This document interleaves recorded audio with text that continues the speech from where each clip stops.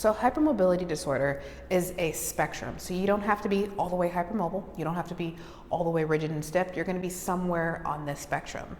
And I'm not talking about any diagnosis in particular because there's so many different diagnoses that you can have if you have a hypermobility spectrum disorder. So what might you experience if you're having issues as a result of this hypermobility? So you might notice some joint instability. So you might notice some pains or looseness in your joints. You might have a lot of tension in certain areas. So you could have tension in your neck, your back, hips, pelvic floor, things of that sort. And then you might also notice that there's going to be some dysregulation of your autonomic nervous system.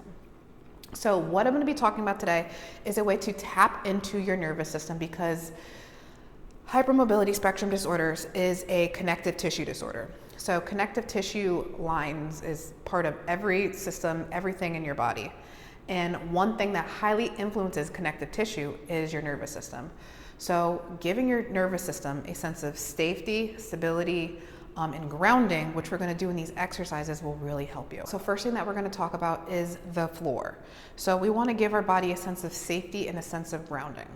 So whenever we're doing any type of exercise, whenever we're standing, whenever we're moving around, I want you to be conscious that you're feeling the floor. And you're like, what's that mean? Duh, the floor is there.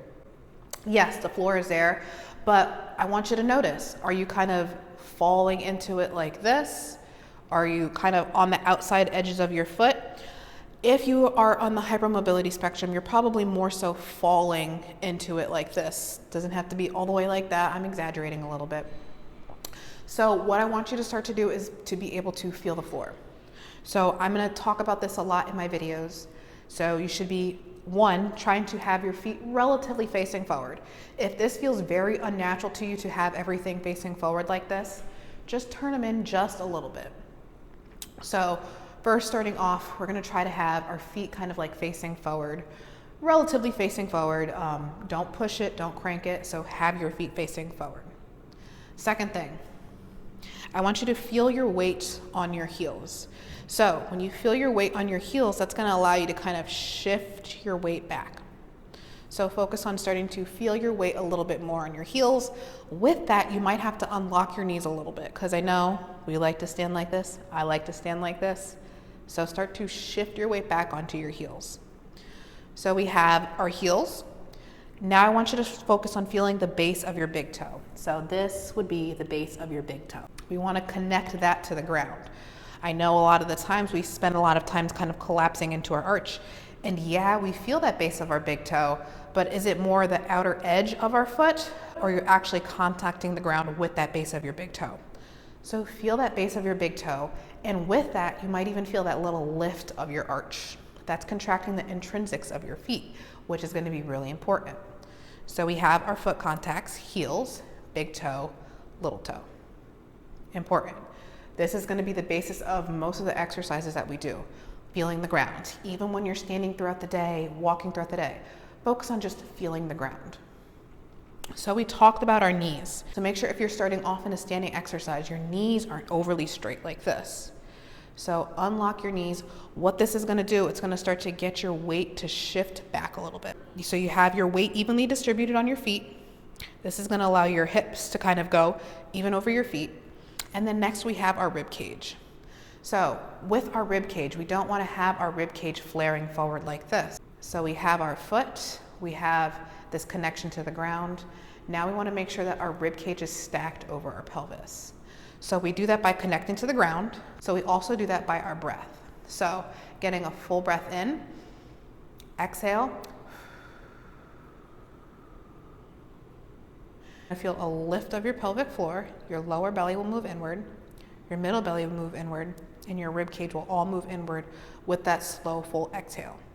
So that is allowing everything to stack, feet over your hips, rib cage over your pelvis. Last part is the reach. So in standing, it's going to be a little difficult to teach, but if I were to be laying down, which I'll show you in a second, the reach is going to be very important. So when we reach like this allows our rib cage to come back. So when we connect with the ground, allow our weight to shift back, reach with our arm, we're stacking our rib cage over our pelvis, over our feet, and then we're looking straight ahead, and this allows a neutral position of our spine and our body. So this position is so important because this is where our nervous system is able to rest. But when we're able to rest in this position, it also gives us the ability to move into new directions. So with hypermobility spectrum disorders, you might notice that you have a lot of mobility in certain joints, shoulders, hips, maybe knees, ankles. You'll probably find there's going to be some degree of restrictions in your rib cage and pelvis. That's what this is doing. This is allowing us to kind of get this neutral position so that we're able to improve the mobility of this rib cage and pelvis. This gives us a sense of more grounding stability, which helps with the nervous system, but it also allows us to set up our joints so that they're able to move in a better position. So when our body is in this stacked and rested position, it allows our body to rest in a position that it's supposed to be in, so that when we decide to move our arm or leg or whatever, it's doing it in the way that it's supposed to, and we're not hyperextending past the range that it's supposed to. What this also does is allows us to strengthen muscles that are probably a little bit weaker and need to be strengthened, and that could actually act as a source of stabilization when we're moving throughout our day and our exercises as well. So before you do any type of exercise, I want you to first check in with yourself. So check in with your foot position. Everything relatively facing straight ahead. In most exercises, everything should be about hip width apart. There's going to be some degree of variation. So check in with your feet. If you have a hard time putting your big toe on the ground or kind of getting that big toe on the ground, I'm going to put in another exercise just to help you kind of get that big toe into the ground to help you start to strengthen some of those intrinsics of your feet. So feel the weight on your heels a little bit. Unlocked knee. This is getting our hips stacked over our feet. Exhale. Lower belly muscles on. This gets our rib cage to come back. If you want in standing, you can kind of reach forward like this. This gets the rib cage to come back more, so we're even more in the stacked position. Relaxing our neck. Make sure you're relaxing your neck because we don't want our arms hiked up like this. That'll give you a little bit more neck tension, facing straight ahead. In this hook lying position, so you feel the base of your big toe, base of your little toe, and your heel. In this position, we're not so worried about the knee hyperextending, but what you can do is really just drive your heels into the ground. That's just going to give you a little scoop of your pelvis. So I don't want you over scooping like this to drive your back flat into the ground, but I also want you to make sure that you're not overarching like this. So in this position, you should have the back of your rib cage on the ground. So back of your rib cage is pretty much here to here. If you have a hard time getting this rib cage on the ground, what you can do is go ahead, reach forward, just like I was talking about in standing, and that gets your rib cage to move back, so you're allowing the stacked position. So again, stacked position is this position of stability and safety, and we're just trying to allow our body to access this position so it's able to move as it should. So this is just the basis of this position. In all fours, it's going to be a little bit different.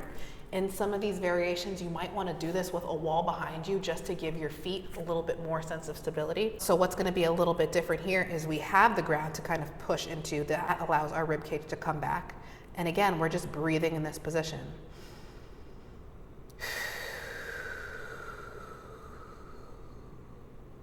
And then last but not least, we have the staggered stance position. Depending on if it's a deadlift variation or a lunge variation, you're gonna have to play with the distance of this back foot. But again, everything should be facing forward. So everything is about hip width apart, everything facing forward. Especially that back leg, make sure it's not turned out like this. We're trying to keep this leg squared ahead with that big toe bent. Everything facing forward.